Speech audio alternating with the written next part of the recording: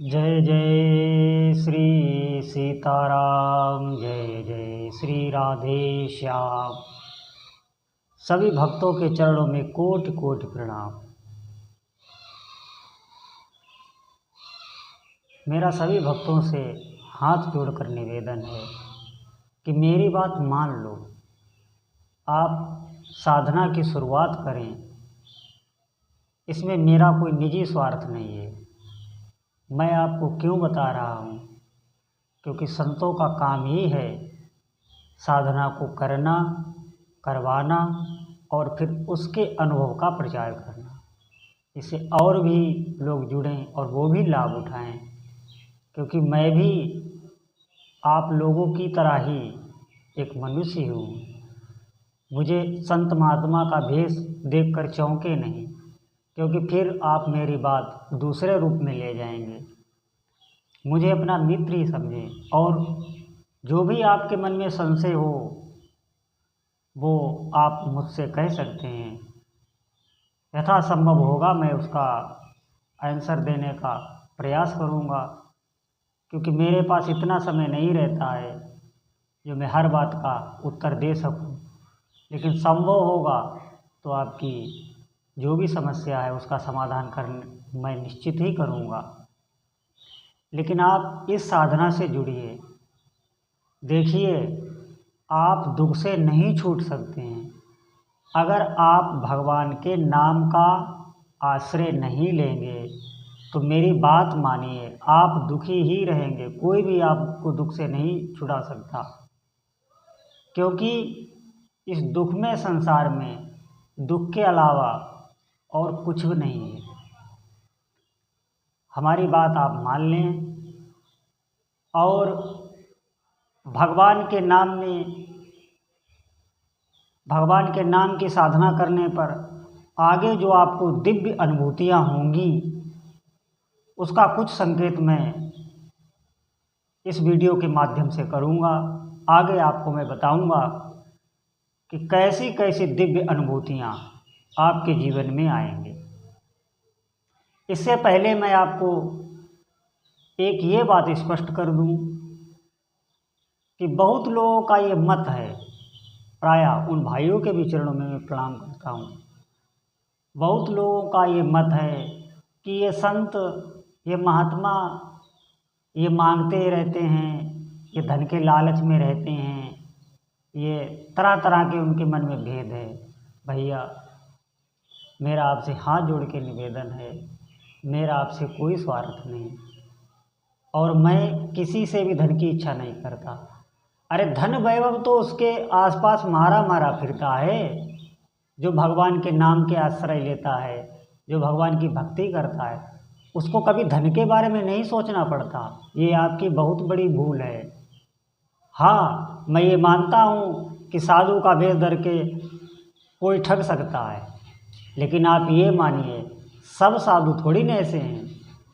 अरे अच्छे अच्छे धन पे लात मार के साधु बनते हैं लोग। आप हमारी बात पर विश्वास करिए। हम भी कोई ऐसे परिवार से नहीं हैं कि हम किसी कमी के कारण साधु बन गए। किसी चीज़ की कमी नहीं है, मैं आपको बता रहा हूँ, सत्य बता रहा हूँ। मैं किसी चीज़ की कमी नहीं है। साधु तो कोई बनता है वो भगवान की प्रेरणा होती है, उससे साधु बनता है, उसके जीवन में चमत्कार होता है, तब वो ये मार्ग अपना लेता है। उससे कुछ चाहिए नहीं होता है। मैं आपको जो ये बता रहा हूँ इसके पीछे मेरा कोई स्वार्थ नहीं है। मैं ये चाह रहा हूँ कि इस साधना का जितने से जितने लोग लाभ लेंगे तो मेरा जीवन सार्थक हो जाएगा। साधु का तो काम ही है शिक्षा, और अगर मैं वो नहीं कर रहा हूँ तो मैं अपने धर्म पर ही नहीं हूँ। मुझे जो अनुभव हुआ है, जो दिव्य अनुभूतियाँ हुई हैं, आप लोगों को बताना मेरा धर्म है।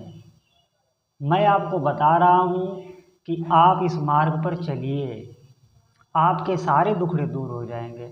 अरे मांगता है वो साधु थोड़ी न है, क्योंकि हम साधुओं में एक कहावत है, मांगे ते जगनाक सिकोड़े, गोविंद भला न माने। मांगे ते जग नाक सिकोड़े गोविंद भला न माने, लालच का मत खोटा सब ते, लालच का मत खोटा। साधु का कभी भी हाथ ऐसे नहीं होना चाहिए, साधु का हाथ ऐसे होना चाहिए। मैं आपको बता रहा हूँ, मुझे आपसे कोई आप देंगे तो भी मैं नहीं लूँगा, मैं सत्य कहता हूँ। आप अगर, मैं आपको कोई नंबर तो दे नहीं रहा हूँ, कोई अकाउंट नंबर तो नहीं दे रहा हूँ कि इस पर पैसे डालिए मुझे ये जो, नहीं भैया, हमारे पास सब कुछ है। मैं भगवान के भरोसे हूँ, ऐसी कोई वस्तु नहीं है जो भगवान की कृपा से मेरे पास ना हो। और मुझे जीवन में पूर्ण शांति है, मैं अपने साधन में लगा हूँ, उसी में तृप्त हूँ। और मैं आपको इसलिए बताता हूँ कि आप भी दुखों से छूट जाएंगे। हमारी बात मानिए, घर गृहस्थी में कितने जंजाल हैं, कितने कष्ट होते हैं, ये तो आप जानते हैं। मुझको पीड़ा इस बात की है कि आप तरह तरह से भ्रमित किए जाते हैं, कोई आपको कुछ बता रहा है, कोई कुछ बता रहा है, लेकिन जो मैं बताने जा रहा हूँ संतों की कृपा से, मैं जो बताने जा रहा हूँ ये बात आपको सुनने में कम मिलेगी। आप भगवान के नाम का लेखन शुरुआत कीजिए, एक पेज ही लिखिए, आप भगवान का नाम लिखने लग जाइए। 1.25 लाख नाम आपके पूरे नहीं हो पाएंगे, आपके जीवन की बड़ी से बड़ी समस्या हट जाएगी, आपकी जो भी मनोकामना है वो पूर्ण होने लगेगी। आप हमारी बात पर विश्वास करिए, सारे नकारात्मक विचार आपके दिमाग से हट जाएंगे। और मैं आपको एक बात बता दूं, नाम साधना में सबसे पहला काम ये होगा कि आपके प्रति लोग आकर्षित होने लगेंगे। जो लोग आपको पूछते तक नहीं, आपसे बात तक नहीं करना चाहते, हमारी बात मानिए, वो आपके पीछे पीछे डोलेंगे। वो चाहेंगे कि एक बार आप हमसे बात करें, एक बार हमसे मिलें। ये नाम का प्रभाव होता है, आपसे लोग आकर्षित करें, क्योंकि ज्यों ज्यों नाम साधना में आप आगे बढ़ेंगे तो भगवान से आपकी नज़दीकियाँ बढ़ेंगी। और भगवान से जब नज़दीकी बढ़ेगी तो आपकी तरफ जितने भी आपके आसपास लोग हैं वो सब आपकी तरफ आकर्षित होंगे। इसके पीछे रहस्य है, क्योंकि आपके भीतर नाम जागृत होगा। ज्यों ज्यों नाम जागृत होगा त्यों त्यों समस्त विकार आपके शरीर से हटते जाएंगे और शुद्ध सात्विक गुण आपके अंदर आते जाएंगे और आप प्रसन्नचित्त होते चले जाएंगे। इसकी बहुत ऊंचाइयां हैं, इसके एक अलग अलग लेवल है। मैं आपको धीरे धीरे करके सारे खुलासे करूंगा, क्योंकि साधु संत प्रायः ये बातें बताने से कतराते हैं, क्योंकि कोई इनका दुरुपयोग ना करे।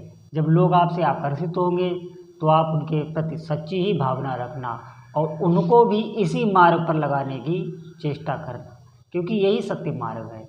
भ्रमित न करना, न होना, मेरी आपसे हाथ जोड़कर प्रार्थना है। और ये नाम साधना में आप ये समझें कि धन वैभव की तो कमी नहीं रहेगी। मैंने बताया था जो जो आपने सोचा होगा वो सारे मनोरथ आपके स्वतः ही पूर्ण होंगे और भगवान आपके कुटुंब की, आपके परिवार की, सबकी जिम्मेवारी ले लेते हैं। ये मैंने बताया था आपको कि नाम कोई जड़ वस्तु नहीं है। भगवान का नाम और भगवान में कोई अंतर नहीं, कोई भेद नहीं, ये दोनों एक ही हैं। जहाँ नाम है तहाँ रूप है। अच्छा, मैं आपको एक उदाहरण से समझाता हूँ।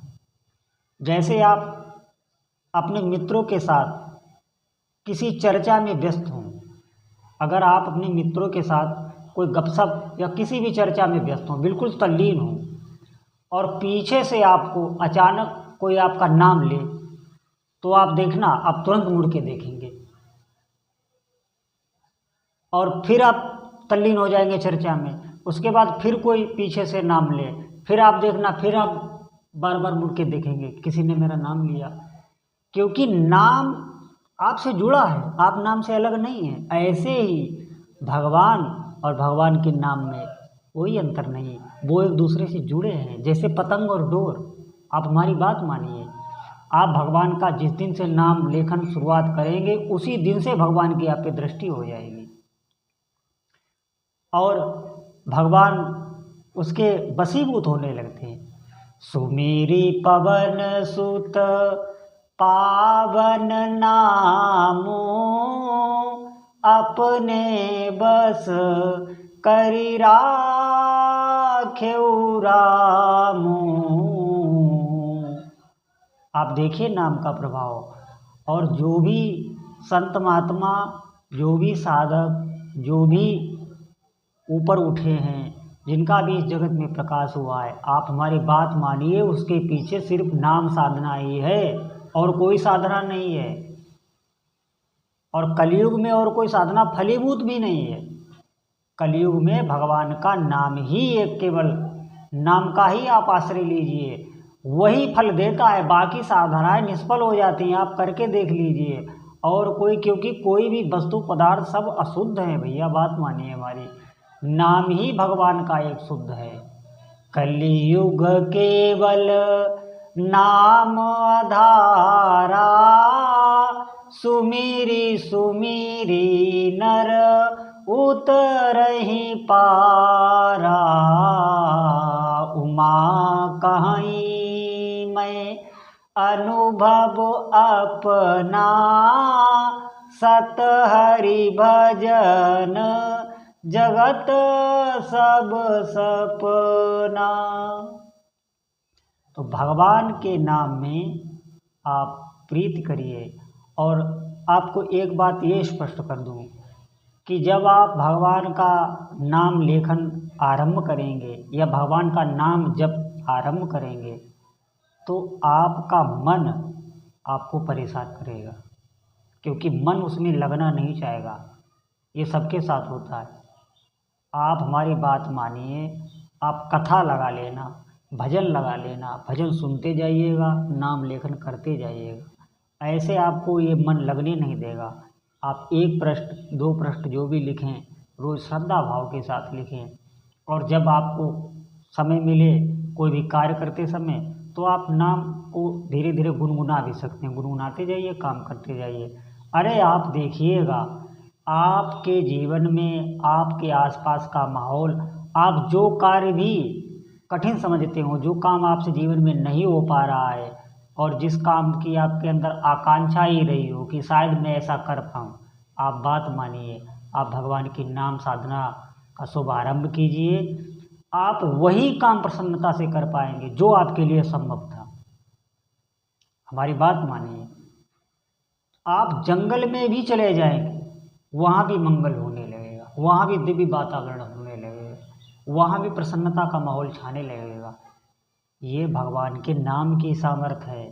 मैं आपको जो बताने जा रहा हूँ वो कोई बहुत मामूली सा, हाँ सुनने में तो लगता है कि अरे भगवान के नाम में क्या होगा। अरे आप इसको, ये बहुत सरल नहीं है, ये करना बहुत कठिन है और सब कर भी नहीं पाते। हम आपको बता रहे हैं, आप इसकी शुरुआत कीजिए और धीरे धीरे इसको बढ़ाते जाइए। आपकी जो भी समस्या होगी आप कमेंट कर सकते हैं। अगर आपका मन नहीं लगता, मैं आपको और भी युक्तियाँ बताऊंगा, और आगे मैं नाम के बारे में और भी दिव्य खुलासा करूंगा। आप साधना से जुड़े रहिए, आप ये साधना करिए। मेरा आपके चरणों हाथ जोड़कर निवेदन है, आप ये साधना अवश्य करें।